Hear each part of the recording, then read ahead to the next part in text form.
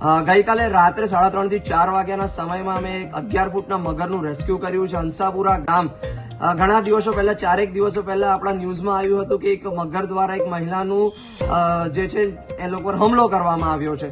તે ડ્યુરેશનમાં જ અમે લોકોએ 2 દિવસમાં જ આ મગરનું રેસ્ક્યુ કરી લીધું છે. તે માનવ અને જે મગર છે, જે વાઇલ્ડ લાઈફ હ્યુમન કોન્ફ્લિક્ટ છે, એ ના થાય અને એ સુરક્ષિત રીતે બંને એકબીજાના સ્થાન પર રહે એનું અમે લોકોએ તકેદારી લીધી છે. અને એ મગરનું જ અમે લોકોએ રેસ્ક્યુ કર્યું છે, કાં તો એ મગરને પાંજરે પૂરીને એ જગ્યા પરથી બહાર કાઢ્યો છે. અને વાઘોડિયા વન વિભાગને ચંદ્રિકાબેન ચૌધરી દ્વારા અમને આ રેસ્ક્યુ ઓપરેશનમાં મદદ થઈ હતી. જે ધ્રુપલભાઈ છે એમના દ્વારા પણ એ ઘટના સ્થળ પર હાજર હતા. જે ફોરેસ્ટર છે એ અમને સહકાર મળ્યો હતો.